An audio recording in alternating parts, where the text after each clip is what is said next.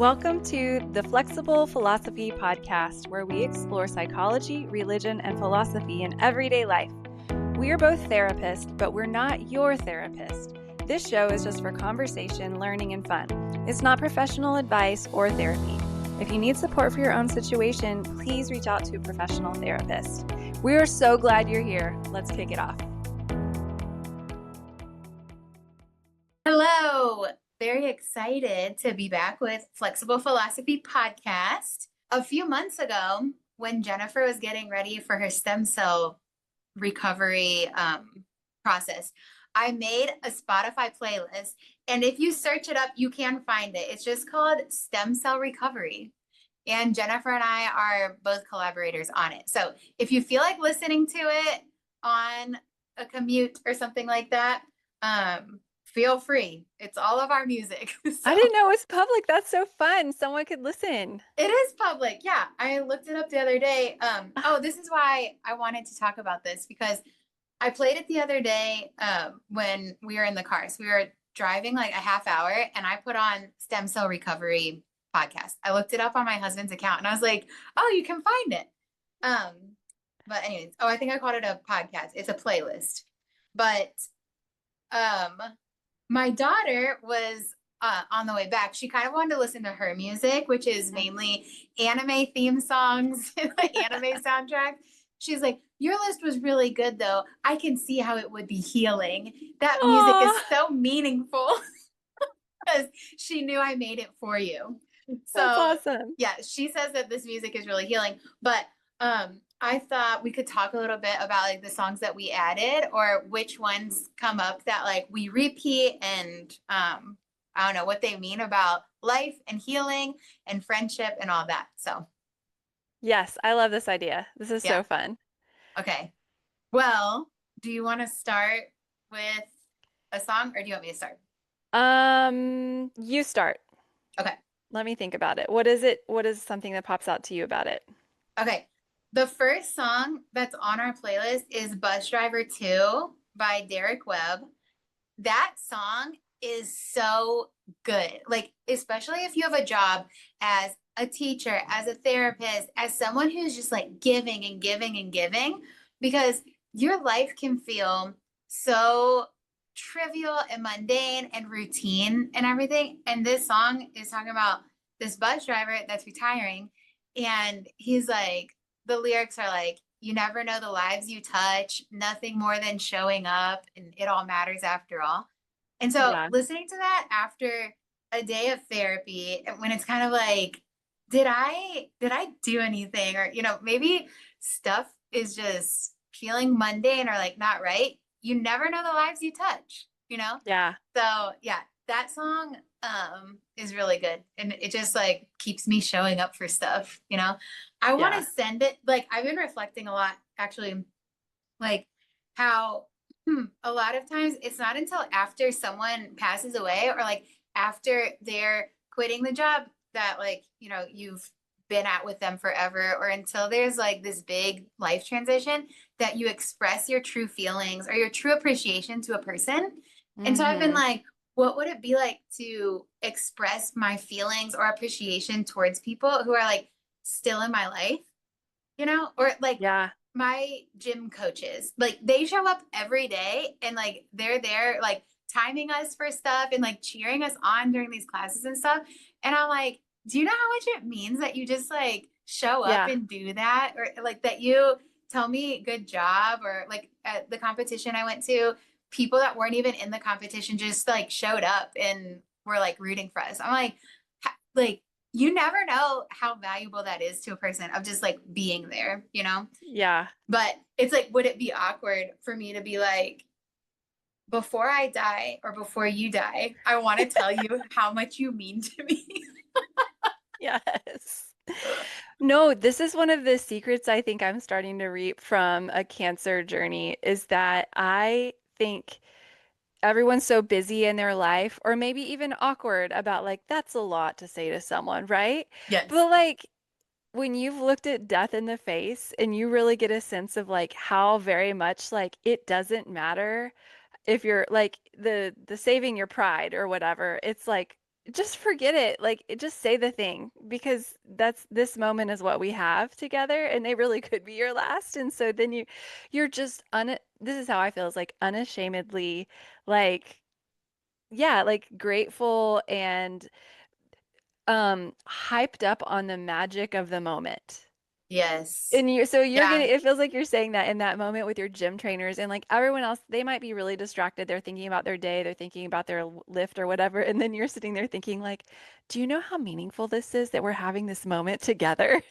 Like, Or it's like these images, and I've sent these to you before of like, isn't it amazing that we were born in the same time yeah. in like all of humanity, like that we can exist on the in the same era, you know, or Yes. be in touch over the internet or something like that. And like had like one of us been born like, I don't know, in a different country or like 25 years later or something like that, like the what would it be like? It's so weird. Just like zooming out in like a universal sense. Yeah, and for us as friends, that's true. And for us and anyone else listening, like we're all, I think of that as our generation. Like we're all from the same graduating class. Yeah. So we were all born in birthday and death date is going to be a little bit off, but generally, like we've all kind of been through the same eras of time. And that's unique to all the billions of people that are living right now. Like we've all experienced this weather pattern together or whatever. Like, we all look up at the same stars. It's very cool, Yeah.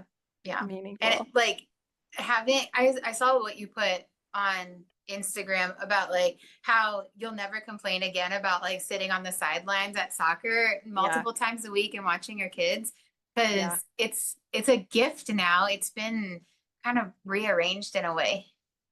Yeah, it was so interesting for this to happen to me at the like midlife right now is such a crunch, like you're working so much, like it's a time crunch of responsibility and like I think the midlife parents who have got so much going on and it's like you're just burned out from all the stuff that you're being responsible adulting you're having to do and so it's easy to be like I'm just tired, so I'm not. But yeah, then you think it's all going to get taken away and you're like just kidding.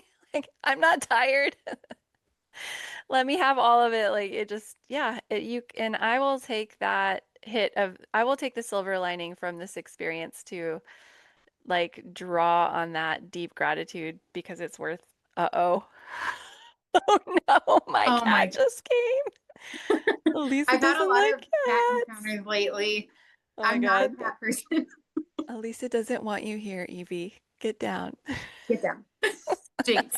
She's getting down. My part, okay, I have to comment on this song because it's the first one on the playlist. So for me, the meaning making message is good for life and working like as a therapist, especially when you don't know if you've helped at all. And you're not sure that you have wasted that person's hour. Like you have those moments for sure. But then you can like that sense of trust. But to me, that the other layer of this song is because the nostalgia of Derek Webb's voice, because I listened to Caedmon's Call when I was 14, 15, 16, 17, 18. Like that was their prime heyday. And I was so like in the middle of that. And so it's like just the sound of the acoustic guitar leading into the song starting, like it changes. It's like the same as like whatever your favorite song was when you were 16. It's like it immediately makes me happy to hear the sound of his voice and the way that the acoustic guitar sounds like, because it sounds like all of his other songs. Yeah. So Yeah. it's my Well, favorite. I this isn't on our playlist if people are following along or one listener listening to this, but I went back and listened to Bus Driver because Bus Driver 2 is the one that's like, you don't know the lives you touch and showing up Yeah. so valuable and stuff like that. But I went back and listened to Bus Driver, the original song from 1997 when Yep. when Jennifer was only 6 years old. 7, 8, 9, 10. No, I would have been a freshman in high school. I know I was trying to fudge the numbers. I was 6 at that time. Oh my gosh, you're Um, so little. I know. Yeah. You could have been my babysitter. Dude, that's weird. Yeah. You would Wait, have how been many a years boy. are we different? 82 to what? 91. So 9 years. 9 years. Yeah. Yeah, I definitely would have been your babysitter. You I would have was a been a really cool fun baby. babysitter. Yeah. Yeah. All right.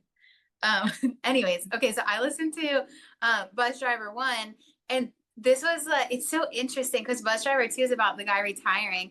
Bus Yeah. Driver 1 is when he's just kind of like in the throes of the work, and it's just kind of like, I'm just a bus driver. What do I know? Just kind Yep. of like skating through life and stuff like that.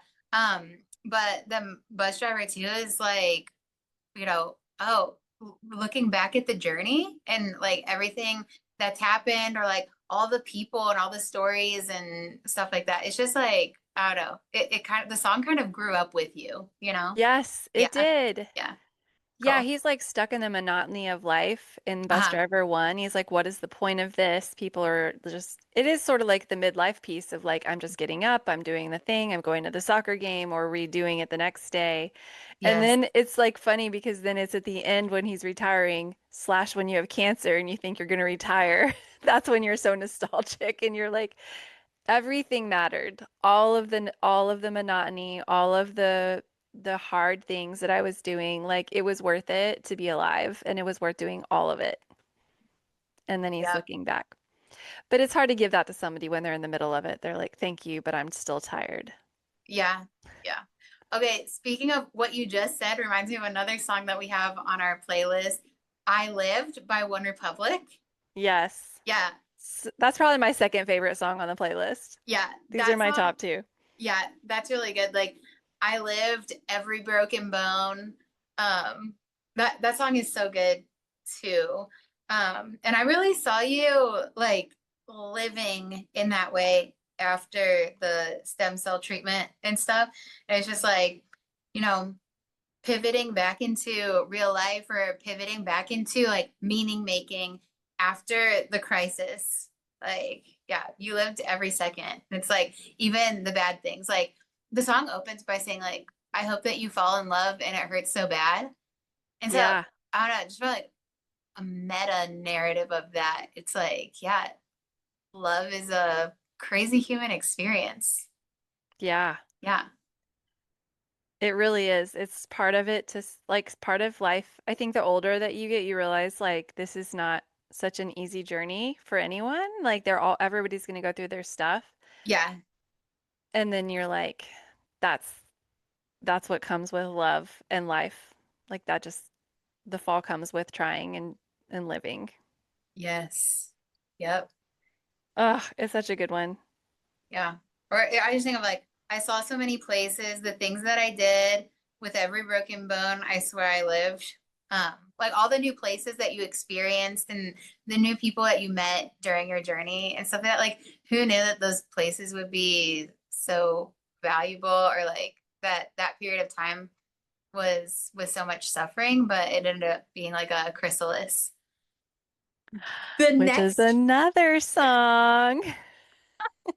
we did not plan this. Good job. Talk about the next one. The next one I found, Yeah. remember? I found this artist on Instagram whose wife had brain cancer called Fiji Blue, and he wrote a song called Caterpillar, and it talks about his wife. The pain won't last forever, and I hope that you like. I don't know if I should just read. How do I do this? Just read the lyrics. It's just saying like that you're gonna get through this season, Yeah. and most good things take time. And this is also I feel like I'm the one to put the slow songs on the playlist. I Yeah. like always tend towards the like very slow, sappy songs. This one's kind of slow, but Yeah. it's sweet. This song is good. I'd never heard it before until I started listening to our playlist while I was just like on my commute and stuff. And when this song came on, it was just like, um, it was just really good. I was like, wow, what's this song even about? And it's like, oh, it's about cancer treatment. Yeah. Yeah, and like growing through it 1 inch at a time. Yeah, that song's really good. It's nice to put something meaningful behind, I think, the visual of a caterpillar, or to me, like when you're in the middle of the treatment and it feels so overwhelming, it's a little far-fetched to believe that there's like a cocoon situation happening and that you're going to be okay after it, or that there is an after of this. because you think maybe this is just it, like this, I'm just going to get treatment and life is going to stay this way. And so it's meaningful to believe it even at that time that there's something happening to you and that you're developing through something, that there will be a next chapter too. So that I like that part of it. Yeah. Yeah. There was another song that you put on here that someone wrote for their wife in a cancer treatment, isn't there? Well, he had a second song that he just came out with. It's the last song on there. Oh yeah. The most recent one is called Running Wild. And then he wrote, I want to see you smile again. Bring back that glow in your eyes, even if it takes a while. And he's Yeah. like imagining her like better. And I think she is better too When did you add the Running Wild one to the playlist? recently. He Oh, recently released it. this is a living document. Yeah. But no, this is a good one for the end because it is like in that first song is more about like the journey of like what she was I don't know, it correlates to me too. It's like there's songs for the despair and songs for hope and songs for Yeah. like you're just gonna live in the hard times, and then there's songs for like you're gonna like pick yourself back up and start living again, and that's Yeah. kind of where I am right now, and that feels Yeah. appropriate. The Probably that would relate to other cancer patients too, I think. the song that I was alluding to a moment ago was the Sparrows and Lilies song Oh, by yes. Pat Barrett. That one I had never heard before. So again, this was one that I heard when I was listening as I was driving. That one is like a really heartfelt message of hope and things are going to get better. He says, hold on, love, things are going to get better. I know it's hard. And like that song, I would listen to that while you were like in the thick of your journey. When you were on You like, did? yeah, Oh my I gosh. listened to this like a million times. I don't know if we can look at the stats for like how many plays this list I has. listened to that one a million times too. Yeah, I would tell you, I would orient myself towards Houston. Oh my like like the Rainbow Bright. Speaking of, the Rainbow Bright theme song is also on there because it's part of Jennifer's brand. But I just like channel some Rainbow Bright. What's that thing called? Star Sprinkles, Or no, the Care Bears signal. Care Bear Stare. That's Yeah. the other wrong cartoon. Okay. Care Well, Bear Stare towards Houston. That's so nice to yes. hear. Yeah, Thank you. I'd be like, I'm oriented towards Houston. And it's like, I just had this like message of hope of like things are gonna get better. Like, Yes. yeah, because they had to, you know. And Yeah. then eventually you kept posting how many days out you were at and like all of your cells recovering and stuff like that. And Yeah. I was just like, things have to get better. Like, just wait, just hold on, you know. These days have to go by. So When I was really probably the sickest and like the most nauseous, I like hadn't eaten in so many days and I couldn't keep anything down. I was just like feeling really gross. Um, I didn't feel good enough to think to even like listen to any of these songs, but one of those days I, for some reason, went into the bathroom and then I was like in the closet. I don't remember why I was in there. Maybe I was getting dressed and I pressed play on this playlist and I played this song. And so this song, and I just remember closing my eyes and thinking like, this is gonna get better. It's gonna get better. And it was like at the perfect moment that I needed like a little boost of like comfort, and it's sealed in my mind forever now. Like that song is really good if you are struggling. yeah, yeah, that's a good one. Yep. It's like an All right. adult lullaby.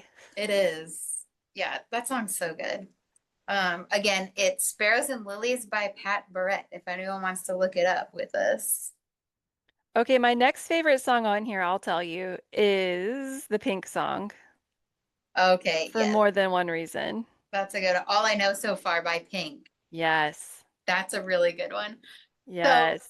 um, no one knows this except Jennifer, but I was adding a bunch of songs to this playlist, and I think I meant to add another Pink song, but I don't know what I was doing. It was like a boomer moment, but somehow that song ended up on there. And so one day as I was listening to it, it came up and I was like, oh, is this on the playlist? I've never heard this song. And so when I started listening to it, I was like, this song is about like growing through or growing despite of religious trauma. Because Yes. I was finding all these like biblical references in it. And I don't know. I mean, I haven't looked into like Pink's intention for that. She has some religious stuff in her background. Yeah. Okay. So I didn't look at like the meaning of the song specifically, but that makes so much sense. And so I was like, Jennifer, you have to listen to this song that I just added to our playlist on accident.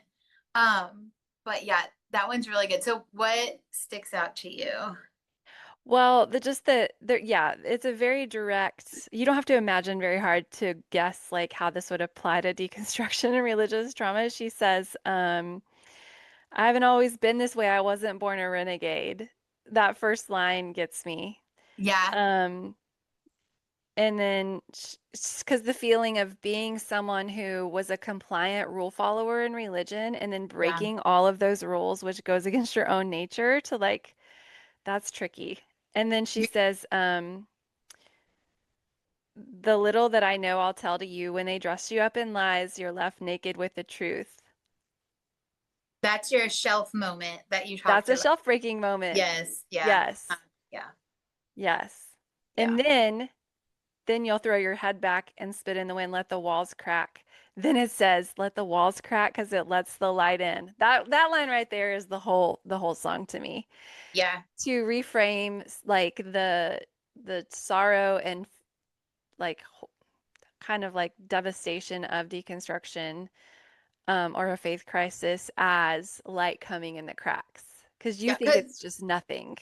Well, you're told like, be careful because the darkness can overtake stuff or like I was part of this like super fundamentalist group that like had this teaching of like, well, they were like, I mean, they were against Halloween, they were against TV, like they were against everything, but they were basically like, you should never ever do yoga because if you empty your mind so much, then anything can get in, like demons, basically. And so it's like coming from a message like that to hearing like, okay, so break down the walls and like maybe the light will come in. Yes. Yeah, It's the opposite narrative. yeah. So it's like the one that is like based upon fear. Like we were conditioned to like fear new age stuff or Everything. yoga or Yes. like meditation or like deep thought or postmodernism or critical thinking. Like you're taught to fear those types of things, but like it could be that you can understand who God is even more if you develop critical thinking, or you can have kind of like even a lighter, more open-minded presence for the sake of others or for the sake of loving people or something like that when you're more open-minded. But it's not a huge paradigm shift. Yeah. It's Yeah. is the literal opposite of what that teaching was. But Yes. I liked this line that says, I wish someone would have told me that this life is ours to choose. No one's handing you the keys or a book with all the rules. Cause like that's what we had, it was like, oh, well, there's an easy answer to that. Like it's so black and white and stuff. But yeah. That is High Control Religion, is a book with all the rules. Yeah. Like in a nutshell. Well, and okay, so we could look at that two ways of you like to call the Bible that book. You can look at it that way, or also and whatever, how the book with all the rules can be this like invisible bar that humans are setting for other humans for the sake of submission or for the sake of accountability and stuff like that. So, I mean, there were so many times where like I'd get in trouble in different communities and stuff for like breaking an unspoken rule or breaking like a rule that didn't even exist, but they're like, you should have known, or like, okay, at 18, yeah, I should have known, like all these expectations of like, whatever. I digress. But next point, let them drag you through hell. They can't tell you to change who you are. That's all I know so far. I'm like, okay, that's some wisdom, you know? This is just Yeah. like setting in stone who you are and like don't let people change that. Going into our next song, This Is Oh, Me. really? This is Me from The Greatest Showman. Oh my gosh, you're on fire. All these songs are related. Like Sammy said, they are healing They songs. are healing songs. Yeah. I don't know if you're ready to move on to the Go next. ahead. Yes, this is Okay. me. I'm Yeah. just clicking on it so I can look at the lyrics and think about Yes. them. Live. This song is so good. Yeah, it's really good. Okay. So we've talked on our podcast before about internal family systems, aka parts work. Mm-hmm. Um, and this is like a really good parts work illustration. So I'm not a stranger to the dark. Hide away, they say, because we don't want your broken parts. I've learned to be ashamed of all my scars. Run away, they say. No one will love you as you are. And so it's kind of like the tug of war that you feel on the inside, like the different ways different parts are manifesting about like hope and fear and skepticism and trust and stuff. You can have like very different opinions all at once, Yeah. which is like at the heart of parts work. But um feeling like those parts don't have the right to exist or the right to speak out or express themselves creates this like turmoil that you can feel. And so um this song is just like, letting all those parts exist. And like I saw that in like all of your vulnerability or like in all of our episodes and stuff like that of just like thinking out loud and like allowing yourself to say stuff even if it felt contradictory or even if it was the opposite of what you just said before. It's because like there's very real parts of you that like feel passionate about stuff or feel broken about stuff, and then there's other ones that have stuff to say about that. And so Interesting. yeah. Mhm. So you see it as like a self-acceptance, a theme of self-acceptance, even in the parts of you that can be differently, like one part of you might feel one way and one part might feel another way. And it's like to this song, it's like we're just gonna be who we are. Yeah, like Hmm. don't hide the ones that aren't attractive to like the message or like your brand or what your Yes. typical content is or something like that, or like how what your typical mood is or like how predictable you are or something like that. Like sometimes there's other opinions on the inside that can come out and it's just like this is me. So Yeah. yeah, uh-huh. Yeah, Hmm. I look at it as I think acceptance. I think that's making me very self-reflective because even on here sometimes I think we have to be careful because of like what we say out loud and like we have like licenses and stuff, but also it's to whatever degree you can, I think that there's a desire to just be honest about like the messiness of our own feelings and thoughts about life and how they can change and how we can like not just the desire to be like put forward a mask of who we are. It'd be like, well, this is the part of me that everybody wants to see, so this is who I'm Mhm. going to say I am, is appealing because that's like safer. And so to let people know like the complexity of you without so many masks is a risk. Yeah. Yeah, that's true. It's like you can control this facade that you put out there or something like that. Because I think a lot of us struggle with like, what if I change my mind one day? Mm-hmm. And so then it's like, oh, well, I said all this stuff and I recorded it, I'm having some cognitive dissonance. So there's one of two paths with that. You can either double down and ignore the parts that are like a little bit skeptical or, maybe even headed towards growth and um, critical thinking or something like that. You can either double down and be like, no, I said what I said and, I'm not wavering from that.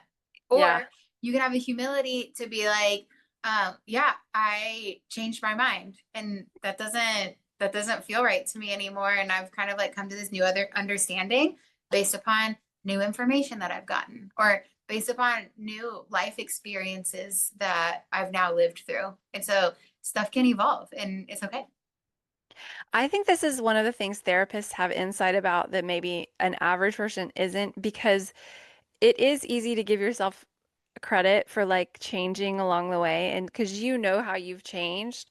But I think that sometimes it's hard for us to acknowledge that other people are also on their own path of change unless you like talk through people all the time with their own changes because like it's really easy to get mad at like let's say a religious person who represents your old beliefs.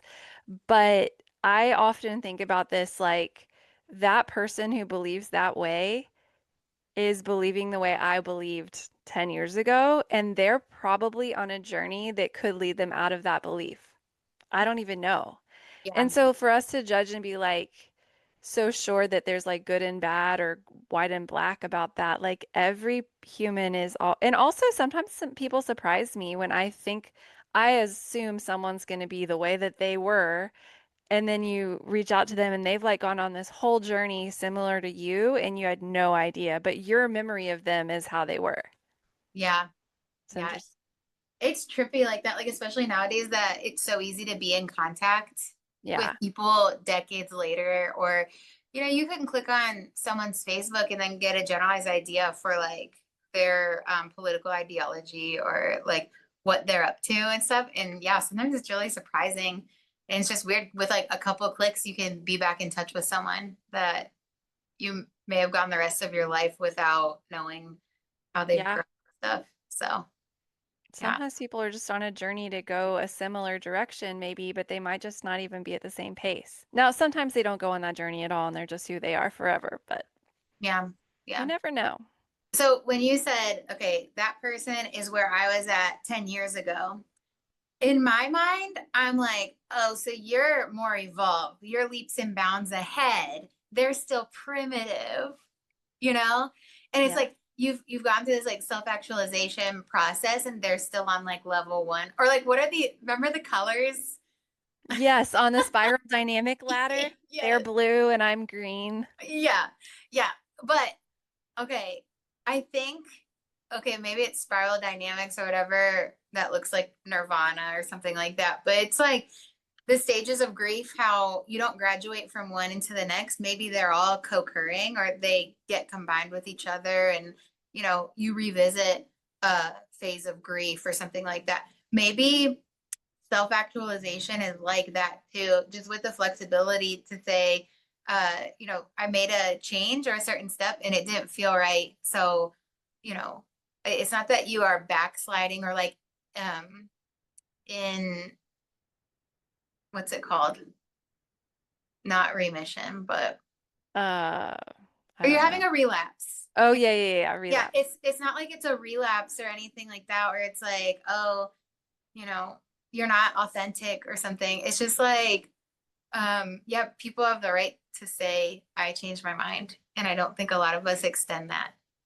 Okay, I have two different parts to me having two different opinions about this Okay. topic. Can I Yeah. tell you both of them? Yes. Okay. You're like, Okay. part number one, you're an Part. idiot.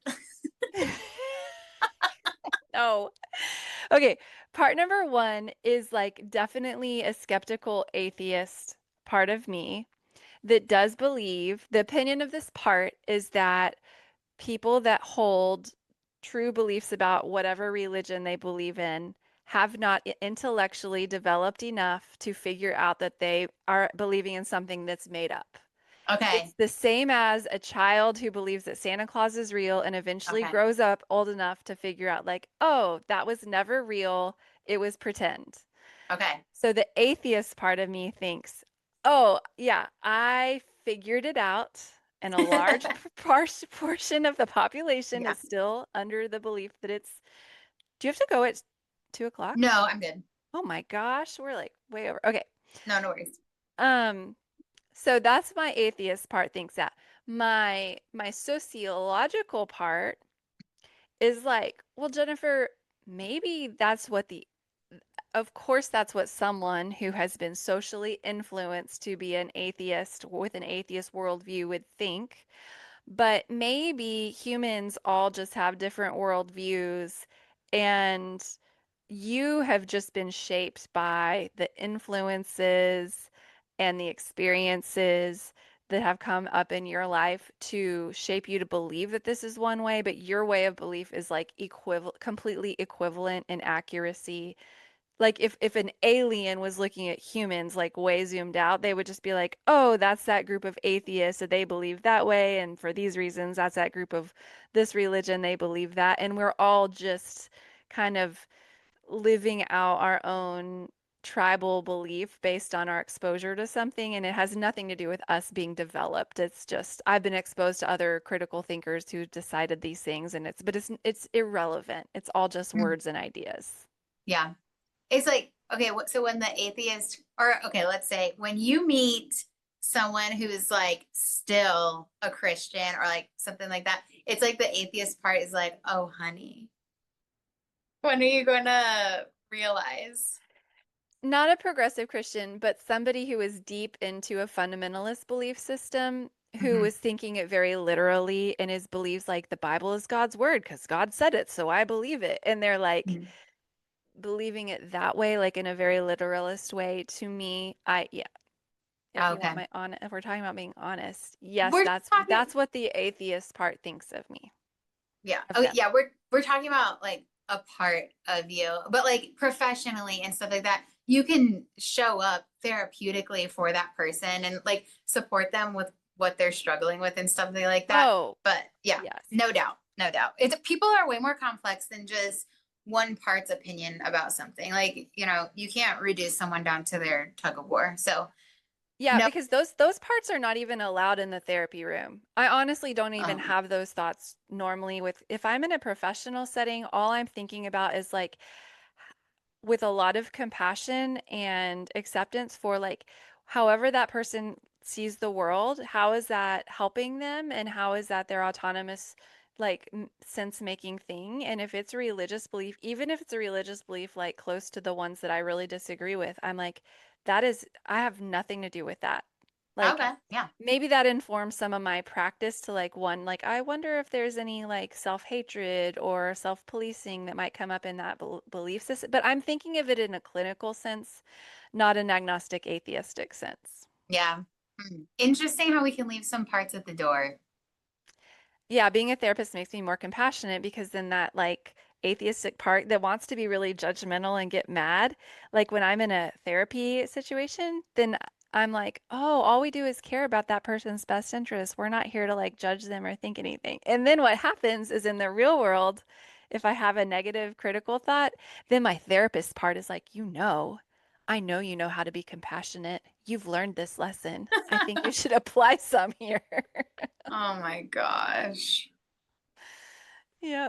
Is Well, isn't that how your brain works? Do you do the same combo in your head? mm, yeah, I would say so. I think for me, it more like I notice the contrast more with like marital conflict and stuff because there's so much information I have Yes. about like just like why my husband is the way he is. And so Yes. there's a therapist part who's very like trauma informed and stuff like that, like talking about this like brain science and stuff like that. But then at the same time, I'm just like feeling really angry and impatient and stuff like that.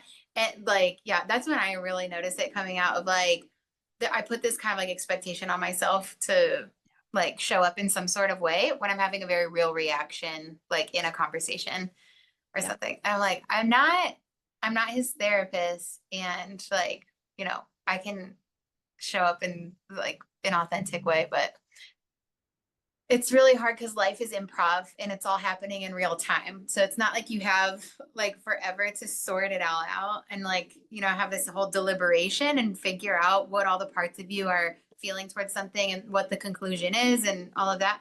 It's all happening in real time. So sometimes you say stuff Yeah. that like you kind of disagree with or that you're surprised you said it in the first place. Ooh, that's such a good point.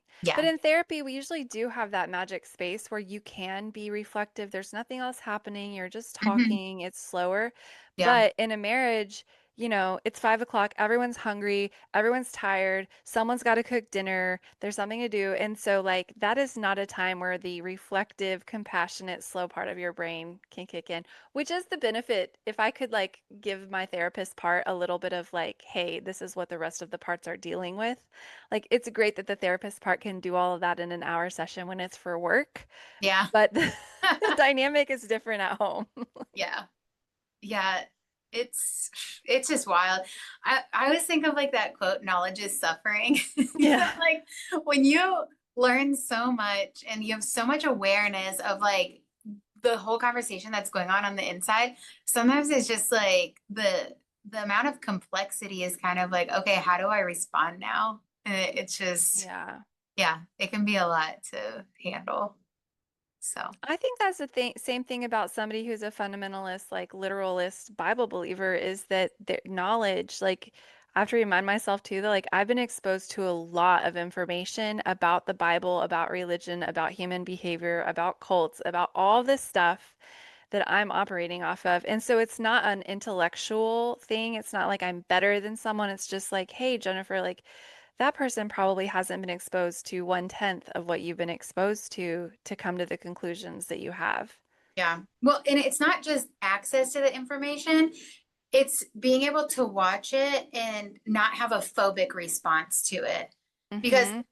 there's some people that like, if they come in contact with certain material, they go into like apologetics mode and they're just like, I'm going to tell you every reason why that's wrong, Right. and instead of like, being the devil's advocate, debating the other side of it and stuff, which is like, I mean, that's a classic um thing that you would do in a philosophy class in college or something. Like, Yes. all right, guys, split up. Who's pro, who's con? All right, now you're gonna flip it and argue the other points. Like that's when critical thinking comes in, or you become less phobic of like voicing stuff that you may not necessarily agree with right away, but like you can entertain those thoughts. And that feels very scary for a lot of people. So like even if they have access to the information, I don't know if their brain will allow for it. Yeah. Mhm. Or they're even interested in it. Like I'm a thinker that like I love to think about things like that. And so I Mhm. think about stuff all the time. And some people just have a very happy life experience doing what they do, not going on rabbit trails in their mind and applying everything so seriously all the time and thinking and talking about it and all Yeah. of that. And like there's something to say for being more like honestly like more simple-minded in some ways. Like just live your life. It's the same knowledge of suffering. Yeah. So who am Must I be to nice. judge? Must be nice. They It's may not true. need a playlist to get through what happened when they started thinking about it all. Oh my gosh. All Do you want to right. do like one more song? Yeah, you do the last one. Oh, okay. Shoot, we said my favorite ones already. Um, I'm gonna have to edit this now because I'm gonna pause for a No, it's second. all good. Some of them are funny. I, the one that, okay, I'm thinking, I don't have a funny one. You end with a funny one. Okay, let's start again. Okay. Okay, this one's a little cringy because it's Christian, another Christian song, but it's not like a deconstructed Christian. It's the Danny Gokey one that says, "Tell your heart to beat again." Yes. It has a little bit of Christian-esque lyric in it, but I overlook that because I think the rest of the lyrics are so good. And when I've been in this feeling, like it's just like to me as a journal entry about reestablishing your life after a cancer diagnosis, he says, oh, hold on. I keep messing up the thing here. The life you knew in a thousand pieces on the floor. This world drives you to your knees and you think you're never going to get back. And then it says, tell your heart to beat again. Close your eyes and breathe it in. Let the shadows fall away. Step into the light of grace. Don't like that. Sounds Christian. But then it says, you don't live, yesterday's a closing door. You don't live there anymore. Say goodbye to where you've been and tell your heart to beat again. Oh, so good. Yeah. Yeah. Yeah. That was another one that was new to me. I think like all the songs that you put on there, I hadn't heard before. Um, Look at you. that one, that one was great. That was another one that I was doing the Care Bear stare with. Like, Yes. yeah, uh-huh. Because That one and the other one we talked about, those two Care Bear stare ones have been like so good. yeah, like I told you here on the podcast that when you had to like dismantle your practice for the time, and then it was just like I knew that like you couldn't go to like all your normal activities or like the kids stuff and everything. Like I was watching your life, like get crumbled and everything. Yes. And then after the stem cell transplant, it's like, okay, like you're going back into something new. Yeah. Yeah, that was a really powerful one. Like, tell your heart to beat again. I was like, Jennifer, just like will it to happen. Or like, for a while we were like looking for those recordings and stuff like that of like inner healing or like healing the cells and stuff like that. And it's just like, tell it to get better, or like tell the osteoblasts to generate some bone. Yes. Yeah. Let's do it. No, Yeah. it's true because there is like this total devastation of everything in your life where everything is shutting down and you don't even know like what you have left. Like there's such an unknown. And then as you kind of get through the like deepest part of the diagnosis and then some of the recovery, at some point the switch has to flip back on and you're like, I have to decide now. The first nurse that I broke down and sobbed in her office, I'm dying. I don't want to leave my kids. And she was like, you got to make plans and show up. And it was the first moment in like a couple of months after diagnosis that somebody told me something and it switched on my mind and I was like, I have a life to live. And so you got to start living that life. It was like Yeah. the very first day I was like, okay, what are we going to do? Yeah. It went from like, I'm losing it all to I'm living. So, Yeah. ooh. Also, it helped that I got diagnosed and then started to understand that I had a treatment plan. I mean, because for the first 2 months, I was like, no, I'm dying. This is it. I got to figure out how to give my kids letters to read later. Like, it's over. Everything was, I'm dying. Goodbye. Even though that was not the statistics, I was just, it's so hard to describe. In your mind, you're like, goodbye. Well, reading the Wikipedia page for multiple myeloma does not leave you with a sense of much hope, honestly. I think Thank you. they need to go back and rewrite it or something, because Oh then God. when you actually saw a specialist, it wasn't as bad as it made it sound online. Because just like reading, what was it called? Like the half, or like the 50% prognosis, or I forget the term for that, but Oh, the estimated survival curve. yeah. But I'm like, no, no. Prog We yeah. because that said like 5 years. And Yeah. so yeah, it's like don't put that on there, you know? Yes. Yes. So even when you hear so you think like if you have 5 years to live that you're not dying today, but but you are. You can't even think about like what do I want to do with 5 years? All you can think about is like I'm dead man walking. Everyone knows it. I'm a zombie. I don't know. It's so weird what your brain does. I You can't imagine. basically feel like you're already dead. I've talked to several cancer survivors that have told, or like other myeloma patients. My coach told me that she cried nonstop for the entire first year and said, "I'm gonna live 10 years and that's it. And don't try to talk me out of it. I made peace with it." And she was just like, and now she says she's like, I feel really hopeful that I'll live way past that. Mm, But yes, it is a terrible yeah. cancer to get diagnosed with. Horrible. Yes. Yeah. Okay, now tell us a funny song. Pink Pony Club. Yes, good ending. That's a good one. Oh my gosh. This playlist, I mean, we're talking about the ones that like tug at your heartstrings, or the ones that like have really deep meaning, but a lot of them are kind of like dance songs, or like Yes, there some are. you could run to it. It's like cardio stuff. Yeah, we My didn't do any of the like good theme like power songs. There's a lot of power songs on here. yeah, some like 80s power songs. Hold on, where is that? Stronger by Kelly Clarkson. That's a really good cancer one too. What doesn't Yes. kill you makes you stronger. You're the Voice by John Farnham. I put that Yep. one on there because of all your political involvement that you like right Oh, before your diagnosis. Uh, yes. yeah, we're not going to live in silence. We're not going to live in fear. That's a good one. My like favorite song, I think it's going to show up on my Spotify Wrapped, is Queendom by Aurora, which is on there. That song's just like, it's so good. It's a whole vibe. It's very feminist, like empowering. Um, Oh yeah, The Edge of Glory by Lady Gaga. Duh. Yeah, you were telling me to listen to Queendom for a long time. Yeah.